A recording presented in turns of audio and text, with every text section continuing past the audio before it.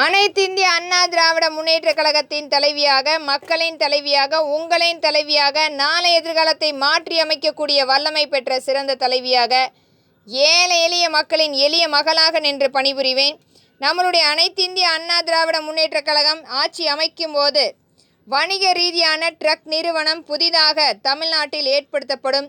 இது முழுக்க முழுக்க தமிழகத்தின் சொத்தாக அமைக்கப்பட்டு மக்களுக்கான ஒரு மாற்றத்தை கொண்டு வரும் திட்டமாக அமலாக்கம் செய்யப்படும். இன்றைக்கும் தமிழ்நாட்டில் மிகப்பெரிய கடனாளிகளாக மக்களும் வாழ்ந்து கொண்டிருக்கிறது, அரசாங்கமும் வாழ்ந்து கொண்டிருக்கிறது. இன்றைய சூழல் மத்திய அரசிடம் மீண்டும் மீண்டும் நிதியை பற்றி நாம் பேசி கொண்டிருக்கிறோம்.